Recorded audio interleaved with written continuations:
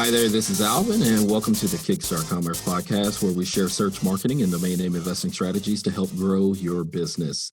In today's episode, our guest is none other than Brian Tharp, Senior Account Manager of Escrow.com, also known as Internet Escrow Services, Inc., which is an online escrow service that facilitates and accelerates e-commerce by assuring a secure settlement, that is. Today, Brian and I discuss the common pitfalls of domain leasing, highlighting the essentials of domain leasing that both lessor and lessee should consider. So with that, Brian, welcome and thank you for making time to join us today. Hey, Alvin, thank you and the Kickstart Commerce community for having me. Really appreciate it. Good deal. So to kick things off, Brian, briefly tell the listeners a bit about yourself, who you are, and what you do. Sure. So my name is Brian Tharp. I work for Escrow.com and have been here for a little over 4.5 years. Started in customer service and had worked my way up. And up until recently, I was doing the senior account manager role here at Escrow.com and just moved into partnerships as well as customer relations. Just making sure people are aware of our product and aware of the benefits of Escrow.com. Oh, nice. So then how does did you end up, dealing with domains and domain investing? Like, how did you hear about the industry? Sure. So basically my history and my start in domains has spawned from escrow.com itself. So probably some of the first interactions was just going through the transactions and learning how to track who is information pre GDRP. So going through that and just getting familiar with like the registrars and stuff. So escrow.com is really where it all happened for me. And then morphing just, learning about the who is data and learning the registrars and the value of domains moved into like doing domain name holding and concierge service and actually getting involved in the transfers. So really escrow.com had a little prior knowledge of it before that, but didn't really get hands-on with it until I started here. Now, do you strictly focus on domains, you personally, or, how does that?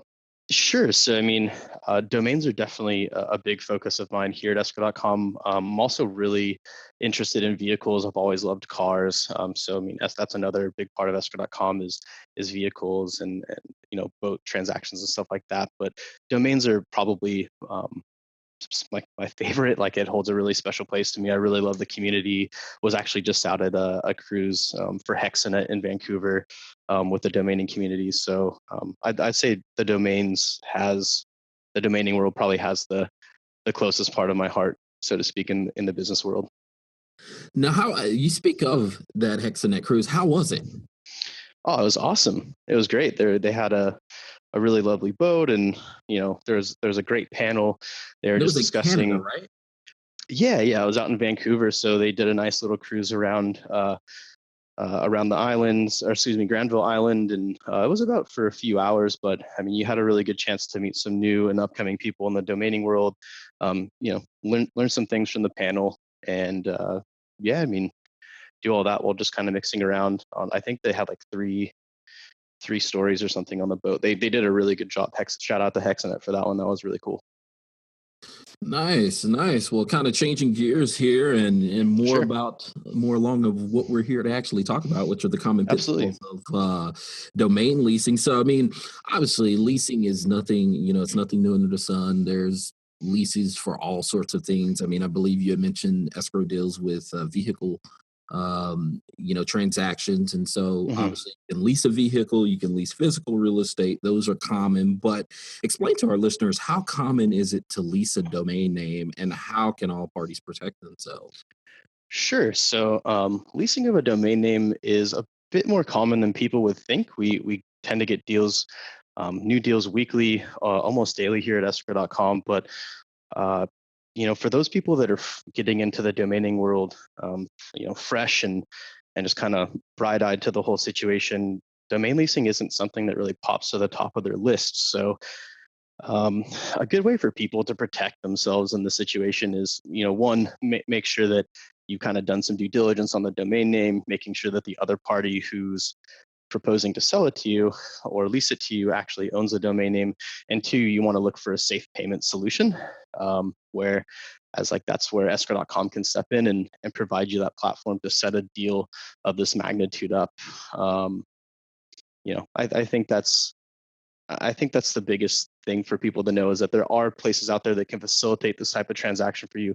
It's really about doing your homework and just making sure that you have the right fit and the right payment plan for your transaction. Now, you mentioned in terms of having the right fit. And so Mhm.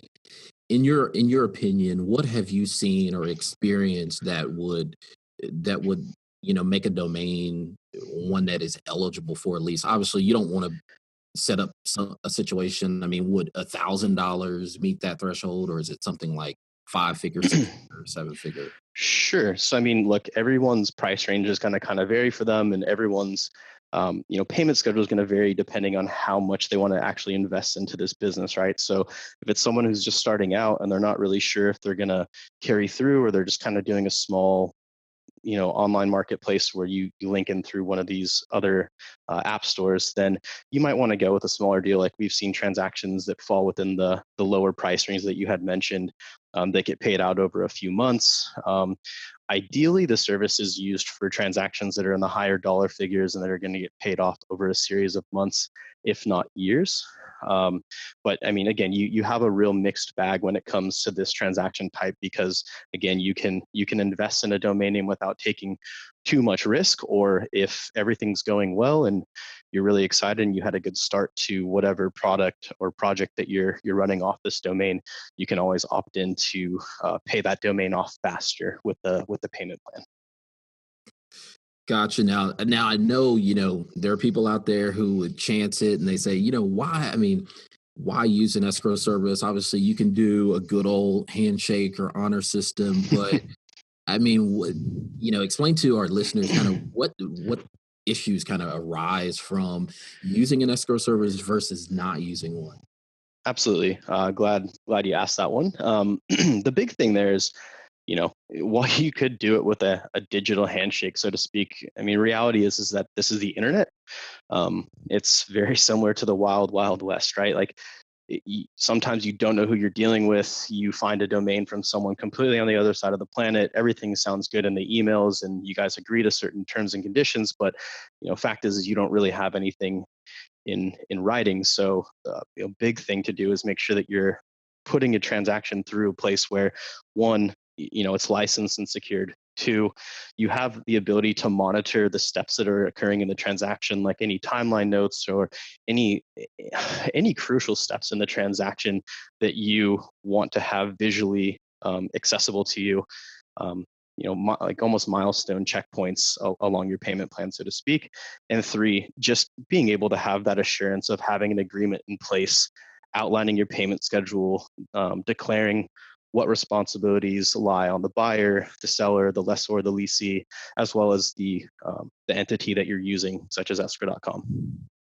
So no more chasing down emails or printed Well, documents and all this good stuff. yes. So I mean, you have the ability to do all of that, right? Like, so you can get your deal set up ahead of time. But the nice thing is when you end up coming through on a platform where we log that type of stuff, you can start CCing in that specific department. So like that way, you include our domain name holding department here. We're able to then see your guys' correspondence. We're able to note your transaction. If there's anything specific in terms of like types of content that can be up, who's managing the DNS servers, who's going to be paying the fees, all that type of stuff. We're able to note that ahead of time, as well as incorporate that into your guys' holding agreement. So when the day comes to sign that via DocuSign or hard sign it, everything's in place, and no beats have been skipped, so to speak. No, it totally makes sense. And I mean, yeah, it's interesting because you mentioned there briefly in terms of like the DNS settings. So some of the Mhm. attributes of, what a domain lease looks like. So, I mean, what are key elements of a domain lease that are often forgotten by both sides of or all Sure. parties involved? Yeah, absolutely. So kind of touching point on the DNS, right?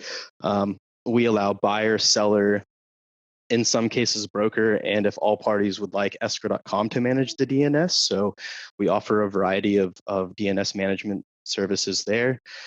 Aside from that, um, making it just a straight lease. So you can set up a 1-year lease, and at the end of that 1-year lease, either the domain name reverts back to the seller, or you can have a clause built into it to have the ability to extend the lease. You can always have the ability to enter in a purchase option, or you can set the domain name deal up for just a straight purchase, where it's not just for lease, it's just a payment plan to completion, and the domain's the buyer's. So there's a lot of flexibility, and just really the ability to customize. This one's probably our most customizable transaction type here. Gotcha. And then how easy is it in terms of, just updating? Because obviously, it's one thing to do the initial lease Hmm. agreement for a domain, but Hmm. then let's say it's a multi-year agreement. So Sure. or let's just say if it's a 1-year agreement with the Hmm. option to renew, whether that Hmm. be monthly or yet another Hmm. year. How easy is that using escrow? Pretty simple. So if you do, or when you do get to that point, right, where it's time to extend the lease or re-up or whatever the case may be, you simply just send an email to the domain name holding team.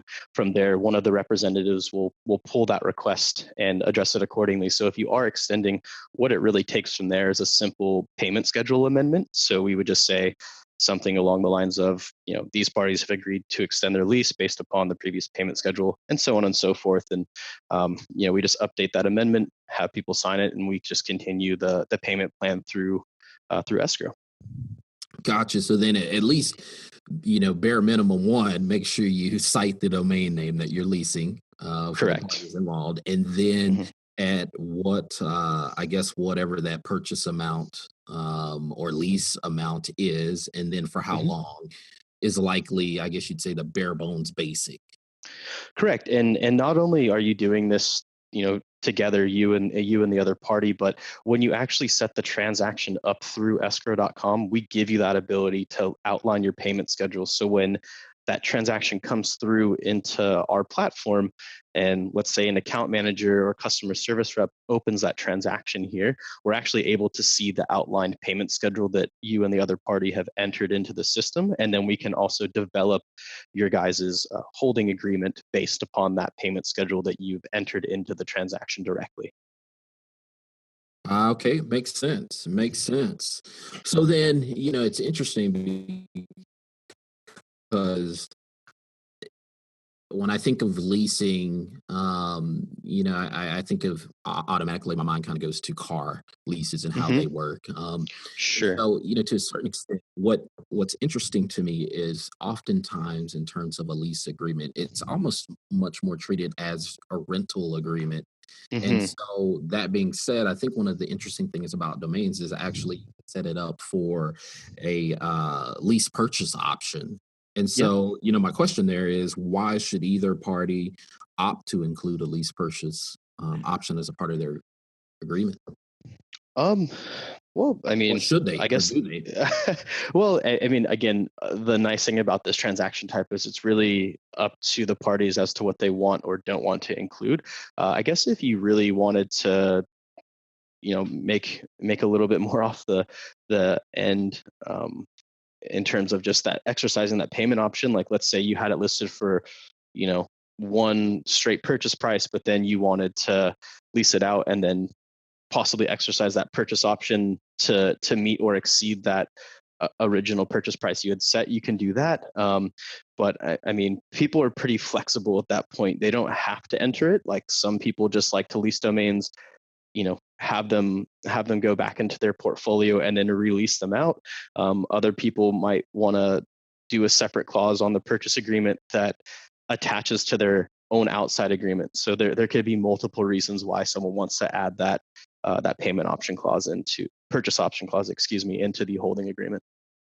Right. And I guess to a certain extent, when we think about the leaseor, then it does make sense in terms Yes. of Hmm. adding that in to protect them. But then I think even from the buyer standpoint, it's likely a good idea at least to raise the flag, even Hmm. if the person who's owns that domain is going to say, hey, no, I don't necessarily want to include that. Sure. I mean, it kind of goes back to what we touched on at the beginning of this conversation is like, if the buyer's leasing the domain name and then all of a sudden, in the first 4 to 6 months, the domain and the website traffic is just, exponentially shot up and everything's going great for you, then you might want to exercise that purchase option early, because then, maybe that purchase option, you know, doesn't include the remaining amount of payments that are owed, and you just have to pay that lump sum, and the rest of the payments in the payment schedule are forgiven. So there is a benefit to including it in the event that site does really good, or just in the event that you want to pull the trigger on actually owning that domain name and continuing kind of freely building on that domain and that project. Right. And that definitely makes sense because it's it's one of those things of you want to make sure that you at least from the leasee side, it's like if there is that lease to purchase option, you want it Hmm. the lesser amount of two amounts, if you will. It's like, hey, Exactly. if I can purchase that early and it be at or undervalued, then great. But you definitely don't want to be on the other side of that Yes, equation. exactly. Yeah. Interesting. And thinking about just protecting both the leaseor and the leasee, then how should a person go about including protection of the domain or their domain invested? And so, how is there a what are the possibilities in terms of determining inappropriate or uh, Hmm. appropriate and inappropriate uses of the domain? Definitely.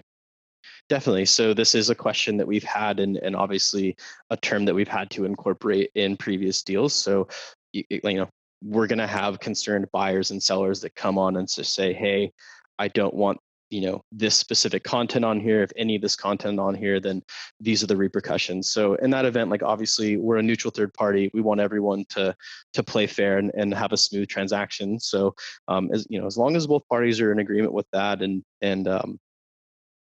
we have this basically explained to us in email, and before the transaction gets set up on the agreement side of things and sent out, we can make a simple sentence or a simple clause that just states, you know, this content, like pretty much verbatim what we've been provided from the buyer and seller, this specific content or any content of this nature is not allowed to be put onto the domain name. And it's really important to do that before any of the DNS change requests are made by any party who's managing the DNS, because in that way we know we can't point it to those servers, or you need to have sign off from the other party first to make sure that the content's appropriate. So it's definitely something that's asked, and it's definitely something that's good to have if that's where your morals are lying in that event.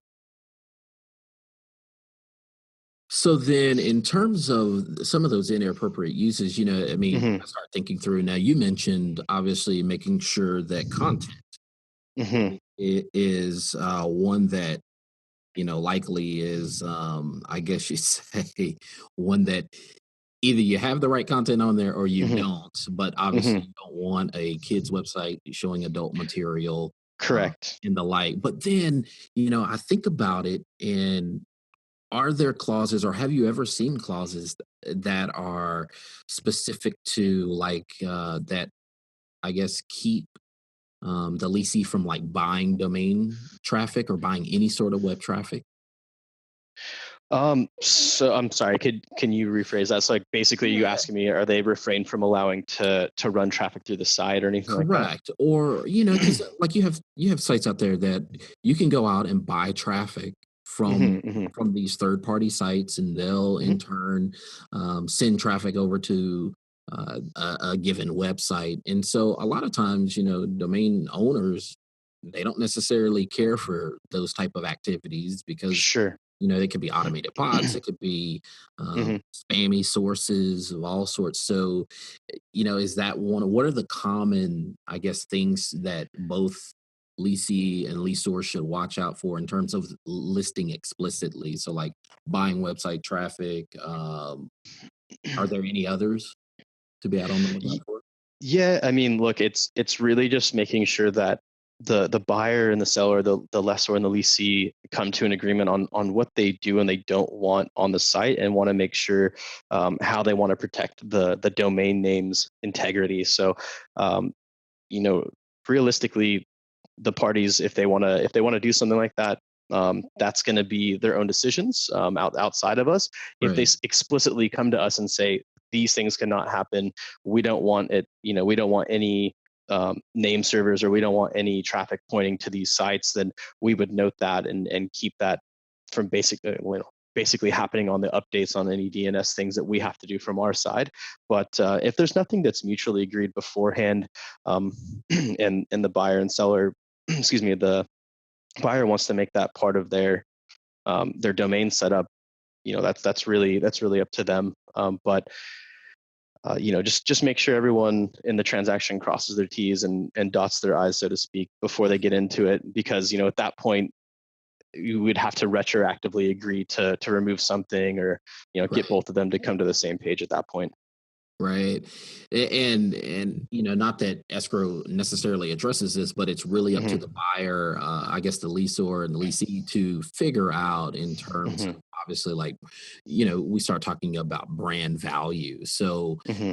you have a domain name owner, you have a person who's leasing it, they're putting content out there, but they're actually building a digital presence, a digital brand. So at the end of the day, it's like, well, who owns that? So, you Correct. want to make sure you put the stipulations in place to say who owns what content, who owns, the domain. Uh, Exactly. So when setting that stuff up, we always recommend having an outside agreement.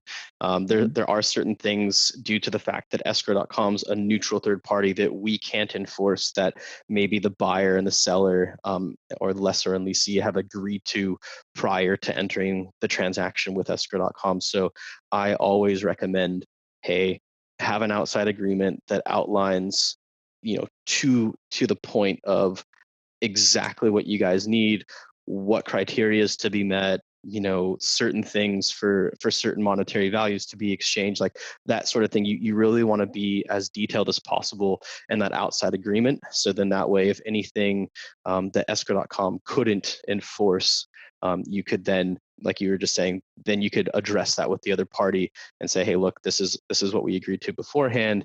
It's outlined right here in our outside agreement.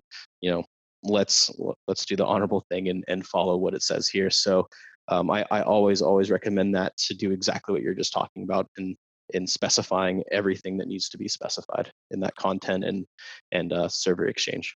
Gotcha. Now, how does a company like Escrow then handle in terms of, any first right of refusals for an inquiry or domain name when that domain is being leased?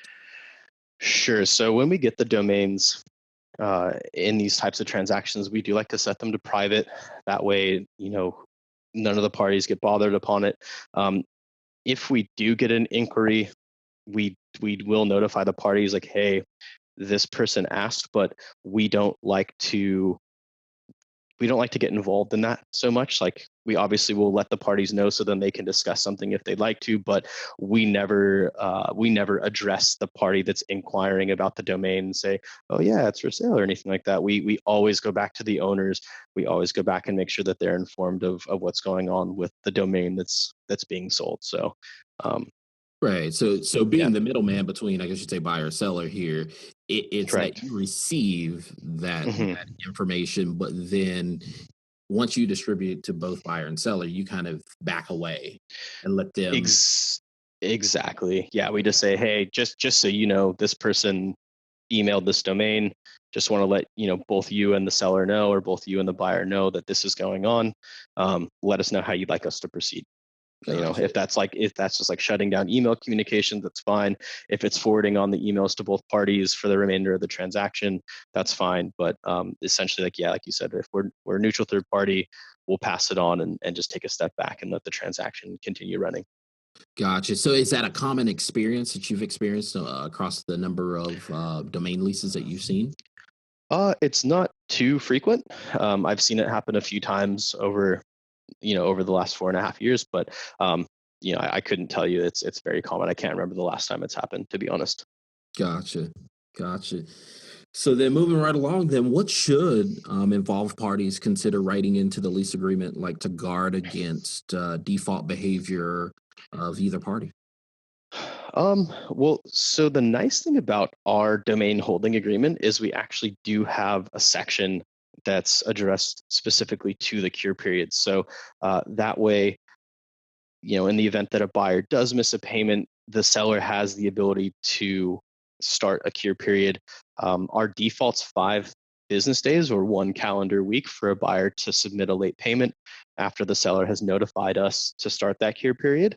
If the payment arrives in that time frame, awesome. If not, then the seller can proceed from there. But we're able to adjust that cure period. So that's something that you might want to address in the outside agreement, saying, hey, instead of 5 days, you want 15 days. Or I've seen other people do late payment clauses, like if the payment arrives late and it's not received in 3 days, then they owe an extra, whatever amount. And then if that amount's not received within this amount of days, then I'm going to start the cure period. So I've seen people get very creative in terms of keeping keeping the buyer involved and actively participant in the payment schedule portion of the transaction.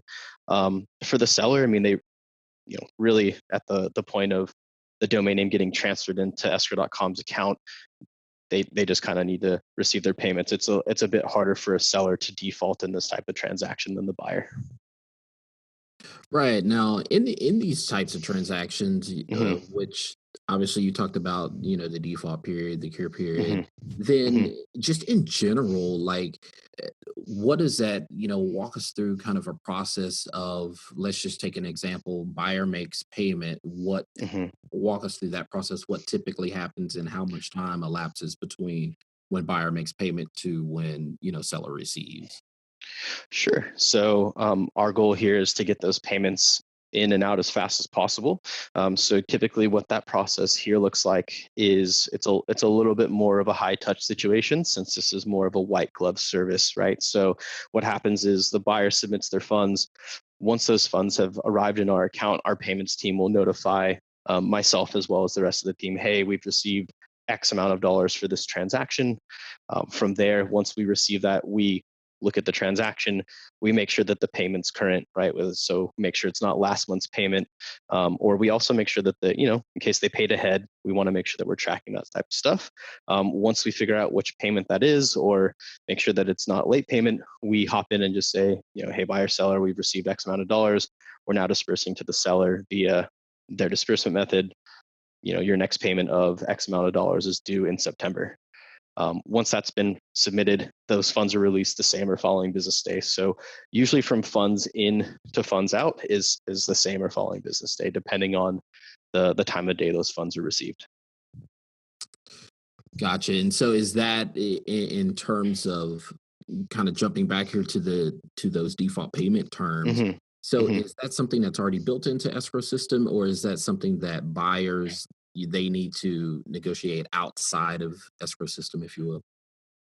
So that's already built in, right? So when you set the transaction up initially in escrow.com, you'll have the ability to input that payment schedule and associate the specific dates that those payments are due. So, a buyer will get an auto reminder that just says, "Hey, your payments due today, August 27th. Just make sure you send in that $500 or whatever."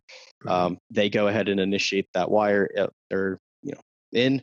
Once those funds get in, then we also have a system on the internally that once those funds are received and released, we send out an email and it'll let them know it's released. But if they miss the payment, then they get late payment notifications like, hey, your payment was due yesterday. Please send the funds in. So there is an automatic portion to the payment schedule, as well as a manual and like a humanistic touch to it. So Right. it has a morph of both, a little hybrid. Yeah. So then there is a pretty much reminder notifications for both Hmm. sides, Yep. both the buyer and seller, or leasor and leasee. Then, and I guess that's probably one benefit is, obviously not having a service in place. Then the leasor spends time playing the knock knock game in terms of sending Hmm. emails, making phone calls, trying to Hmm. secure payment. Yep. But going with a service like escrow.com, then that pretty much, not that they're off the hook per se, but Yeah. It's not something that they need to concern themselves with. Exactly. I mean, look, you have the benefit of having your transactions ran on a platform where you can monitor payments received, payments in, payments outflow, but you also get the benefit of account management here as well as customer service. So, we can handle a lot of those painful touch points from the customer service perspective that, some small business owners, C-level executives and stuff like that may face when they're trying to run their own domain business or, get their own online marketplace off the ground. So we're able to really alleviate a lot of those personal touch points that you may have to interact with from the customer service perspective. Uh, and one question that came to mind. So obviously, we've been talking about just a single domain lease, but Hmm. is there an option in terms of multiple leases within one, I guess you'd say, Yeah, transaction? absolutely. Yeah. So we definitely allow that. So if there's a group of domains or a portfolio, we've done domain portfolios plenty of times, actually recently. But people can add up to 3 domain names for no additional cost. If you start getting into a bigger portfolio, there are additional costs for holding the domain names and stuff like that, which is listed on our site. But aside from that, we're happy to take on a bigger domain portfolio. But if you got like a .com, .net, .org of something, and you have traffic redirecting to the .com, and the buyer wants those, then yeah, absolutely, you can lease all three domain names at the same time and have the same payment schedule be directed towards that lease of those 3 or plus domains. Right. Now you mentioned something that's interesting in terms because we just spoke in terms of leasing a domain to actually build a site out on it, but Hmm. also just leasing the domain and redirecting it. So Hmm. that also I guess is an option as well. I haven't seen it where people are just specifically leasing to redirect. Uh-huh. I just was meaning that more in the sense of like, say I own, you have escrow.com, escrow.net, and escrow.org, and say you have the .net and the .org pointing to the .com, like the Correct. original seller was owning it. Well, I as the buyer will probably want those to keep that traffic redirect going to .com, and that actually might sweeten the pot a little bit more for the seller too when they're setting up the agreement and negotiating. But um, setting up just a single one or a couple domain names to redirect to a completely different site, haven't seen that happen yet.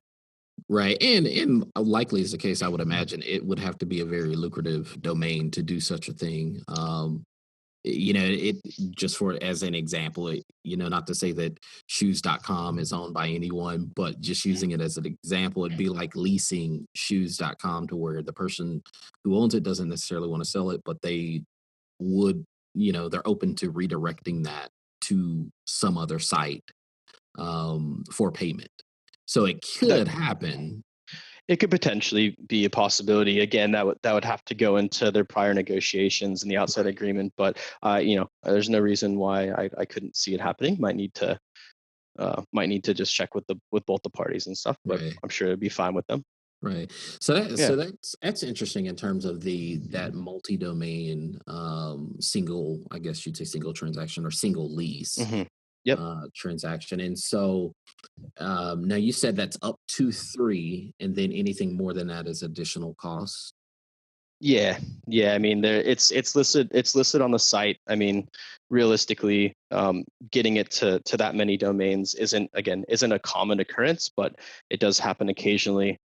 If you do have that, please feel free to contact me directly, and we can talk more about the transaction setup and everything. But yeah, Gotcha. those are all listed online. Okay. Well, good deal. Well, that's interesting in terms of I know that we've discussed a number of items just in terms of Mhm. the common pitfalls. Is there anything else in terms of things that the lessor or lessee needs to consider? Whether they choose to go through escrow or choose to go down that wild west path and do their own sort of lease agreement. Look, uh, unbiasedly, aside from me working here, I would highly suggest to everyone out there, make sure you're using a licensed and back-bonded and insured escrow company. It's really important. I've done online transactions in the past prior to me working here. I'm sure there's other listeners out there that have done an online transaction and gotten something off of eBay or wherever that they hadn't expected. Like you go to buy an actual bicycle and you get like a little tech deck bicycle, something like that. So I'd always I've seen it happen, man. It's pretty funny, but you know aside from that, avoid the funny tech deck bike story and make sure that you protect your transaction. I think that's really big. Kind of what we also covered today. um, just make sure that you have those communications with the other party. If there's anything that you're suspicious of or you have questions on, you're always more than welcome to reach out to us. We're happy to help anyone with a transaction through us, or just with general questions if you're unsure of whether something's legitimate or not, or anything like that. That's what escrow.com is here to do. We're here to help the community out. So tell me this, and not to bash like competition or anything, but somebody's going to listen to this and they're going to go, well, why should I use escrow.com when I could go and use PayPal? Sure. So that's perfect. That's a really, really great question. So the big difference between escrow.com and pretty much any of our other competitors out there is that you never face a chargeback as a seller. So let's say that you sell a domain to a seller, or excuse me, to a buyer. That buyer pays with credit card and or PayPal, and the transaction completes successfully. You've done everything necessary from your end as a seller. You gave them the right merchandise. You were, cordial through the whole transaction. You corresponded with them. The transaction closes, and we send funds to you. Well, if you pay by credit card or PayPal, or any of these other methods like Stripe or anything like that, they can file chargebacks. The buyer can actually file a chargeback for up to 6 months. And at that point, we fight that chargeback case for you, rather than if you're doing a deal directly between each other, they can pull that back. And I believe that there's nothing in PayPal's terms and conditions to protect digital real estate that way. So we'll protect you in a chargeback instance. Our rates are much lower, which is another nice thing. We offer escrow fee as low as 0.89%, so under 1% of the transaction's value. You get account management here. We have live chat on the website. We have customer service representatives. We got offices all over the globe. So I mean, we're here for everyone. And again, I think the biggest point between us and everyone else is the chargeback Wow. chargeback protection. Yeah, I mean that's big, especially when you start talking about, high 3, 4, 5, and even 6-figure transactions that, Yep. hey, I could sell something and get fully funded only to be charged back 6 months Yep. later and lose the domain likely. Correct. Yeah. So someone could, you sell, or they get the domain name. It's been registered with them for a few months. They've already been doing stuff on it. No complaints have been made, but then all of a sudden they file a chargeback. You're absolutely right. There is a pretty good chance that they can keep that, and you might have to go do a UDRP. You might Right. have to file something through ICANN and then go through that process of trying to get that domain back over the course of a year. Who knows how long? So it's really nice to have that ability to step in and have a protected third party watch out for you like that, protect you against chargebacks. If you have a marketplace, or you're just selling domains off a landing page, we have the ability to integrate there too, so you get that across not just one single sale, but your whole portfolio in the event that you have been burned in the past. So I think that's a good work in with any of your products that you may be trying to sell, or services you're trying to sell online. No, that's interesting, and you actually made me think of something else in terms of, the chargeback of Hmm. someone, because you said, "Hey, go and file a UDRP," but then I think Hmm. in terms of, GDPR Hmm. of how people, you know, you sold it to Bob, but Bob Yep. updated who is to reflect something else, and so by the Hmm. time, we're talking about 6, 9 months later, and Hmm. let's say, you sold it to someone who was non-domestic in terms of the United States. You sell it Hmm. international, it's like you may never get down to the end of who actually owns that domain. Yep. Yep. And what if they transfer it to another registrar after 60 days? Or Right. then they, or they wait 4 months and they transfer it twice to two different registrars. And then you have a transfer trail, and, maybe the names keep changing. So again, like you can protect yourself from that headache of having to think and reminisce back 6 months later when you get hit with a chargeback, if you use a protected and licensed third party. Right. Now, another question in terms of speaking of GDPR, in terms of how has that impacted escrow, or has it? It hasn't really impacted us too much from that perspective. I mean, Mhm. uh, would obviously help out a little bit more on who is and tracking to make sure that we do more in terms of getting the inspection period started for our clients. But if we can't see anything change on the who is records, we're going to get on the phone right away and try to get the correct email, or talk to the buyer and seller and just gather the right information to make sure that we get to that next step in the transaction. But I mean, we still have no issues um, with customer verification and stuff like that. So I mean, while it's been a big change worldwide, it hasn't slowed down operations here at all. Right, right, and I guess that's just something that both buyer, seller, lessor, and leasing must consider. Then is just the impact of GDPR and how it Hmm. could either delay, figuring out uh, what this agreement is in terms of going into the system of being able to verify who the actual owner is. Yes, I mean, making sure that you provide your due diligence, entering that transaction is huge. Um, making sure that that is the rightful owner, or that broker is representing the correct party who's the owner, whatever the case may be, or whatever scenario you kind of fall into. uh, just making sure you provide your due diligence is huge. um, but yeah, I mean, like we get the accounts verified and stuff like that, and once the deal's set up, it's actually a very transparent process. You see who's on the other side of the deal. The transaction's not going to get funded unless all parties are verified, in that sense. So you as a buyer have the comfort of knowing that, hey, they're verified, I'm good to pay in now. And vice versa, the seller knows, hey, I'm good to transfer the domain because I know this buyer's verified and they paid in. So um, you know while the GDRP's thing has, again, affected a lot of companies worldwide, we still have a lot of counters to that to make sure that the process runs smoothly and operations get executed successfully here. No, that's awesome. Because that's one aspect, like I said, that kind of had left me was dealing with GDPR and just what's going, how it will impact a domain lease.